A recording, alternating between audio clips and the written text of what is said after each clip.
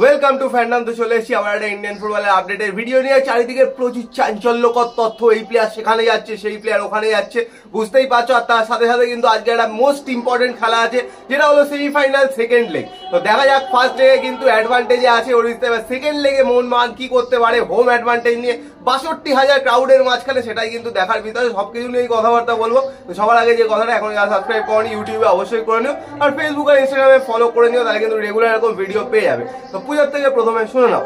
আজকে মাঝখানে গ্যাপ দেওয়া যাবে না, কারণ পাশে গান চলছে, তো যে কোনো সময় যা গান করছে কপিরাইট চলে আসতে পারে। তো প্রথমেই বলি যে গতকালকে কিন্তু অনেকগুলো খেলা ছিল, সেগুলোর একটু আপডেট দিয়ে দিই। যেটা মেন সবচেয়ে বড় একটা ঘটনা, সেটা হচ্ছে আই লিগ 2। তো গতকাল কিন্তু আই লিগ 2 শেষ হয়ে গেল। তো আই লিগ 2 তে কালকে ইউনাইটেড স্পোর্টস এর খেলা ছিল।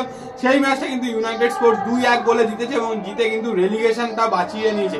যদি কালকের ম্যাচটা হেরে যেত তাহলে কিন্তু একটা সম্ভাবনা ছিল রেলিগেট হয়ে আই লিগ 3 তে চলে যায়। আর বলে রাখি, ইউনাইটেড স্পোর্টস এর ছেলে, বাঙালি ছেলে সাহিল হরিজন কিন্তু এই আই লিগ 2 তে টপ স্কোরার হয়েছে, টোটাল 11টা গোল করেছে, জয়েন্ট টপ স্কোরার।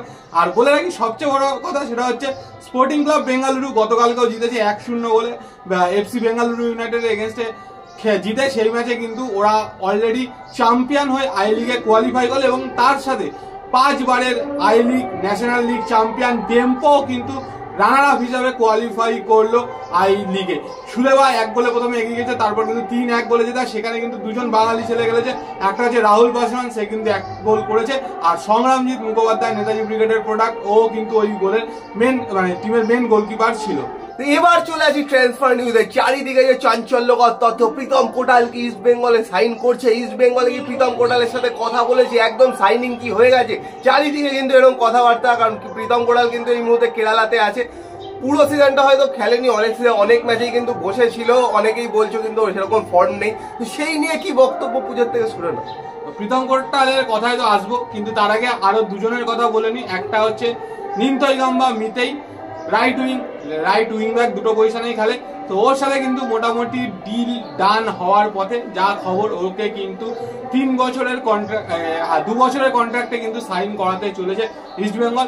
এবং তার সাথে আরেকজন যাকে নিয়ে সবাই খুব চিন্তিত ছিল, মোহামেডান ম্যানেজমেন্টও তাকে খুব চেষ্টা করছিল বোঝানোর জন্য। তো মোটামুটি যতদূর লাস্ট আপডেট আমাদের কাছে, ডেভিড খুব সম্ভবত 3 বছরের জন্য কিন্তু ইস্ট বেঙ্গলে কন্ট্রাক্ট সাইন করতে চলেছে। মানে 2027 পর্যন্ত ডেভিড মোস্ট প্রবাবলি ইস্ট বেঙ্গলেই আসতে চলেছে। তো খুব ভালো কিন্তু দুটো সাইনিং, নিমথয়ের সাইনিংটা স্পেশালি কিন্তু খুব ভালো, কারণ এরকম একজন স্পিডি উইঙ্গার কিন্তু দরকার ছিল। কারণ মাহেশ আর নান্দার পরে কিন্তু সেরকম উইঙ্গার ছিল না, মানে ইয়াং প্লেয়ারদের ছাড়া। তো সেই জায়গা থেকে ভালো কিন্তু একটা রিক্রুটমেন্ট। আর তার সাথে যদি ডেভিডকেও পেয়ে যায় মানে পেয়ে যাবেই এই মুহূর্তে যতদূর আপডেট, যদি পেয়ে যায় তো সেই জায়গা থেকে কিন্তু খুব ভালো রিক্রুটমেন্টই করছে। ইয়াং প্লেয়ার নিচ্ছে হয়তো, কিন্তু তাদেরকে যদি ঠিকঠাক খেলাতে পারে তো এই বছরের থেকে কিন্তু ইমপ্রুভমেন্ট আশা করাই যায় ইস্ট বেঙ্গলে। বাট যেটা এই মুহূর্তে সবচেয়ে বেশি কনসার্ন, মানে গতকাল রাত্রের থেকেই দেখছি ইস্ট বেঙ্গল এবং মোহনবাগান সমর্থকদের মধ্যে ঝড় উঠে গেছে।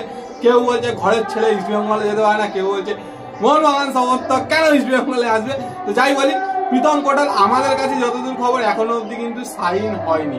ওর সাথে কথাবার্তা চলছে, ওর সাথে কথাবার্তা এগিয়ে হচ্ছে অনেক দূর যতদূর, কারণ ওর কিন্তু অলরেডি 26 অব্দি কেরালার সাথে কন্ট্রাক্ট রয়েছে।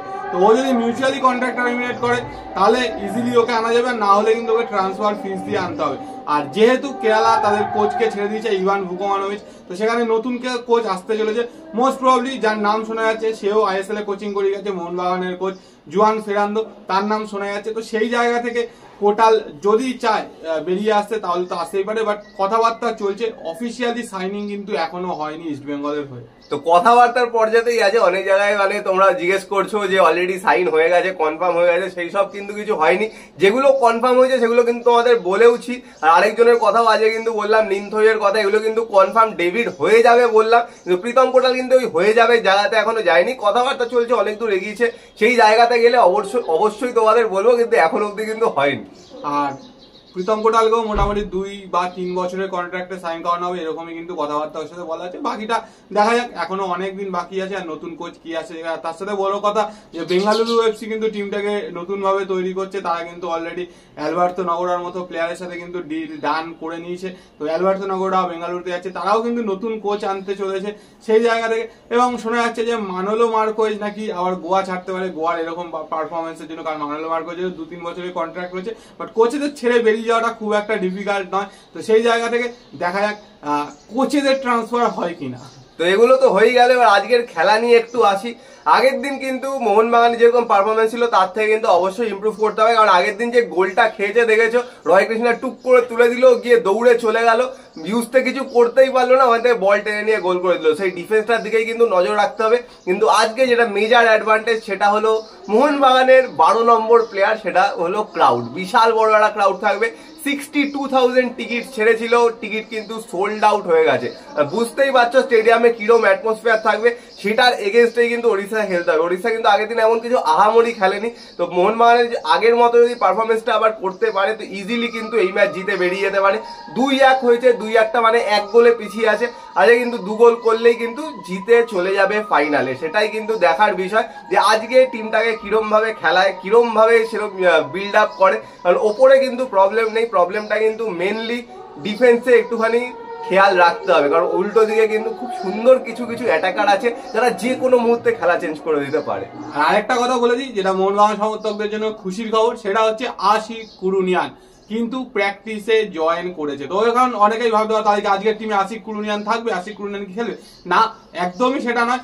আশিক কুরুনিয়ান এখন কিন্তু টিমে এতদিন রিহাব করছিল, রিহাবের পরে কিন্তু ম্যাচ প্র্যাকটিস করতে হয়, তো সেই জন্যই কিন্তু টিমের সাথে যোগ দিচ্ছে এবং ম্যাচ প্র্যাকটিস করবে। তারপর ফিট হলে পরে তখন কিন্তু যদি ঠিকঠাক থাকে তাহলে ওকে হয়তো ন্যাশনাল টিমের স্কোয়াডে বা যেই প্রি ক্যাম্পটা হবে মে মাসে, তো সেই সময় কিন্তু ওকে দেখা যেতে পারে ন্যাশনাল টিমের ক্যাম্পে। বাট আজকের ম্যাচে কোনোভাবেই আশিক কুরুনিয়ান খেলবে না। তো মোটামুটি যা টিম লাস্ট ম্যাচে ছিল সেটাই থাকবে, শুধু যারা রেড কার্ড খেয়েছে সেই দুজন থাকবে না। একটাই বড় কথাই আশিক কুরুনিয়ান ফিরে আসার জন্য এসিএল টায়ার 2 যে খেলছে সেখানে কিন্তু খুব সুবিধা হবে, কারণ আশিক কুরুনিয়ান কিন্তু one of the best player বলতে গেলে এই স্কোয়াডের ছিল। ইনজুরি হওয়ার পর থেকে কিন্তু দেখেছো মোহনবাগানে কিন্তু পারফরমেন্সটা আস্তে আস্তে ডিপ করেছে, তারপর আবার হাবাস আসার পরে উঠেছে। কিন্তু কুরুনিয়ানের মতো প্লেয়ারকে যদি পায় তো সেই জায়গাতে কিন্তু একটা বিশাল বুস্ট আপ হবে, কারণ কুরুনিয়ানের আবার সাবস্টিটিউটে লিস্টার থাকবে, তো বিশাল ব্যাপার কিন্তু এটা। তো এগুলোই তো মোটামুটি আপডেট ছিল। আর খেলা নিয়ে বেশি কিছু বললাম না, কারণ আজকে পুরো খেলাটাই কন্ট্রোল করবে 62,000 সমর্থক। যারা সাপোর্টারদের প্রেশার নিতে পারবে তারাই কিন্তু আজকে জিতবে। আর অবশ্যই হোম অ্যাডভান্টেজ তো মোহনবাগানের জন্য থাকবেই। তো বাকিটা দেখা যাক। তো 2-1 আছে, দেখা যাক 2-0 জিতলেই কিন্তু হয়ে যাবে, মানে 2 গোলের ব্যবধানে জিতলেই কিন্তু হয়ে যাবে। তাহলে আর টাই ব্রেকার এক্সট্রা টাইম ওইসবে যেতে হবে না, 1-0 জিতলে আবার টাই ব্রেকার এক্সট্রা টাইমে যেতে হবে। তো দেখা যাক আজকে আবার সেই মানে ভয়ঙ্কর অ্যাটাকিং ফুটবলটা খেলতে পারে কিনা। আর দিমিত্রি পেট্রাটসের ওপরেই কিন্তু অনেকটা ডিপেন্ড করছে যে কিরকম খেলাটা হবে। তো যাই হোক, যা বক্তব্য ছিল আমাদের ট্রান্সফার নিয়ে, আজকের খেলা নিয়ে সব কিন্তু বলে। আর তোমাদের কি বক্তব্য কমেন্ট বক্সে কমেন্ট করে জানাও। আর ভিডিওটা পছন্দ হলে লাইক করে দিও, শেয়ার করে দিও, ইউটিউবে সাবস্ক্রাইব করে দিও, আর ফেসবুক আর ইনস্টাগ্রামেও কিন্তু ফলো করে দিও। তো চলো এখনের জন্য টাটা।